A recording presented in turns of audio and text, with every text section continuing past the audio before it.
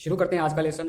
Students, सबसे पहले कुछ बेसिक्स ऑफ इंग्लिश अपने शुरू करते हैं। आपके हमारा जो टॉपिक है इंग्लिश ग्रामर के अंदर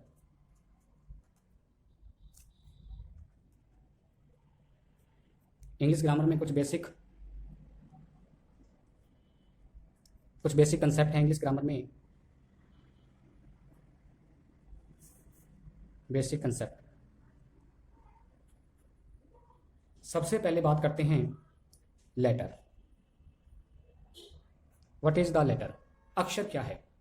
तो अपने इसको इस प्रकार से डिफाइन कर सकते हैं। A letter is a symbol which represents a sound in the language। कहने का मीन्स ये हुआ कि जो अक्षर है वो एक प्रतीक है जो भाषा में ध्वनि को क्या करता है, रिप्रेजेंट करता है। जैसे मैंने यहाँ पर लिखा A B C D, these are letters. ये हमारे क्या हैं? अक्षर हैं। अब अक्षर क्या हैं? कैपिटल लेटर भी होते हैं और स्मॉल लेटर। इसके बारे में आपको जानकारी होगी, लेकिन फिर भी मैं आपको बता देता हूँ। कैपिटल लेटर जो हैं आपके A B C and D, और स्मॉल लेटर जो हैं ए बी सी। बिल्कुल बेसिक्स चल रहे हैं अपने बेसिक से। तो अक्षर के बारे में हमें पता लगा कि अक्षर जो हैं वटन अक्षर है क्या, अक्षर किसे कहते हैं, लेटर किसे कहते हैं। तो a letter is a symbol which represent a sound in the language. Small letter, capital letter. और इंग्लिश के अंदर, इंग्लिश में जो आपके लेटर होते हैं वो कितने होते हैं? 26, ए से लेकर जेड तक। ए से लेकर जेड तक जो आपके लेटर हैं, उन लेटर को क्या कहा जाता है? ये 26 जो लेटर होते हैं, इन लेटर्स को कहा जाता है अल्फ़ाबेट। ए से लेकर जेड तक जो आपके लेटर हैं उनको क्या कहा जाता है? अल्फ़ाबेट कहा जाता है। अब इन लेटर्स के अंदर भी कॉन्सोनेंट होते हैं, कुछ वोवेल होते हैं। तो इंग्लिश के अंदर जो लेटर हैं वो तो 26 हैं, और कॉन्सोनेंट 21, और वोवेल जो हैं वो आपके हैं 5। इस प्रकार से आपके जो लेटर्स हुए वो कितने हो गए? 26। वोवेल आपके ए ई आई ओ और यू, ये हमारे क्या हुए? वोवेल। तो हमने ये सीखा कि लेटर क्या है, लेटर कौन से होते हैं। कैपिटल लेटर होते हैं, स्मॉल लेटर होते हैं, और अल्फ़ाबेट किसे कहा जाता है? जो हमारे ए से लेकर जेड तक जितने भी लेटर होते हैं उन सभी लेटर को क्या कहा जाता है? अल्फ़ाबेट कहा जाता है। और अल्फ़ाबेट में कॉन्सोनेंट भी होते हैं और वोवेल भी होते हैं। कॉन्सोनेंट जो है हमारे, जैसे कि B S T P N, ये हमारे कॉन्सोनेंट हैं। हिंदी मीनिंग इसका होता है व्यंजन। और वोवेल हमारे ई ए ई आई ओ यू, इनको हिंदी मीन्स इनका होता है स्वर। अब नेक्स्ट जो है वो है हमारा वर्ड। वर्ड को अपने कह सकते हैं a group of letters which give us complete meaning. Complete meaning is called word. उसे क्या कहा जाता है? शब्द कहा जाता है। अक्षरों का ग्रुप, जैसे ये तो आपका क्या था? लेटर थे, बी सी डी, ये तो हमारे क्या हैं? लेटर हैं। अब इनका एक ग्रुप बना दें और वो हमें क्या देता हो? एक कंप्लीट मीनिंग देता हो, तो हम उसको क्या कहेंगे? वर्ड कहेंगे। जैसे मैंने यहाँ पर लिखा P A L P T M, क्या ये वर्ड है?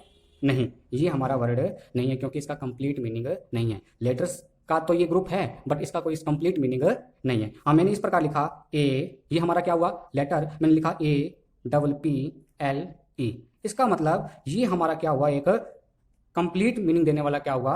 लेटर्स का ग्रुप।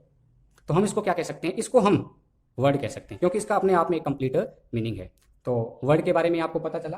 अब type of word, types of words. जितने भी आपके all types of word which is non part of speech. Word के जितने भी प्रकार हैं हम उसको किस रूप में जान सकते हैं, वो हमारे होते हैं part of speech.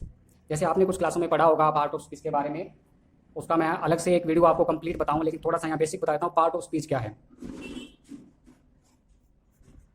Part of speech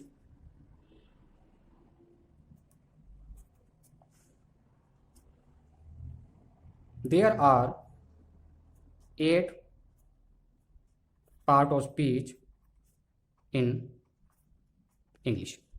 English के अंदर 8 पार्ट ऑफ स्पीच होते हैं। कौन कौन से होते हैं? नंबर 1 नाउन, नंबर 2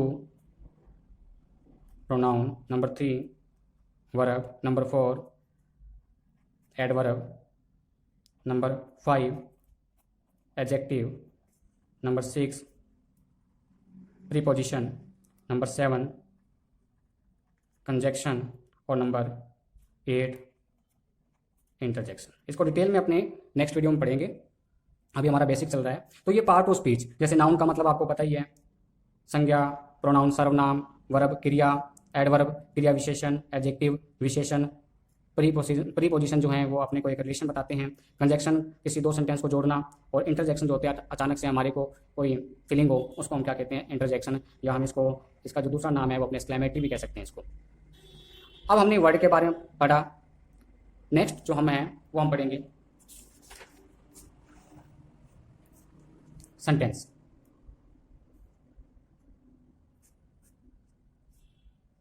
सेंटेंस का मीन्स क्या हुआ? A sentence is a group of words which makes a complete sense। Sentence किसे कहते हैं? कि शब्दों का एक समूह, और जो क्या देता हो? एक कंप्लीट सेंस देता हो, एक कंप्लीट मीनिंग देता हो, हम उसको क्या कहेंगे? सेंटेंस कहेंगे। जैसे मैंने यहाँ पर, आप फॉर एग्जाम्पल मैंने यहाँ पर लिखा आई, ये हमारा क्या हुआ? लेटर। अब मैंने लेटर्स का एक ग्रुप बना दिया, मैंने बना दिया इंडिया, तो ये हमारा क्या हुआ? वर्ड। अब वर्ड का मैंने ग्रुप बनाया, India is a great country, तो इसका एक कंप्लीट मीनिंग है, हम इसको क्या कह सकते हैं? ये हमारा क्या हुआ? सेंटेंस। इसी प्रकार honesty is the best policy, ये भी हमारा क्या है? सेंटेंस है। एक एग्जांपल और ले लेते हैं, the leader and the villagers will try to solve the problem। तो ये हमारा क्या है? एक कंप्लीट मीनिंग दे रहा है, हम इसको क्या कह सकते हैं? ये हमारा क्या हुआ? सेंटेंस। तो सबसे पहले हमने सीखा लेटर, उसके बाद वर्ड, उसके बाद सेंटेंस। अब जो सेंटेंस है वो आपका जो है कितने काइंड्स होते हैं? तो अपने लिख देते हैं number 1 kinds of sentences। There are 4 kinds of sentence।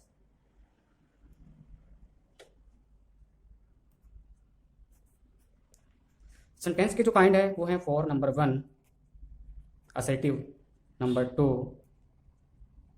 Interrogative, number 3 imperative, number 4 exclamatory. ये हैं सेंटेंस के काइंड। तो हमने लेटर के बारे में पढ़ा, वर्ड के बारे में पढ़ा, सेंटेंस के बारे में पढ़ा, बिल्कुल बेसिक था, बेसिक कंसेप्ट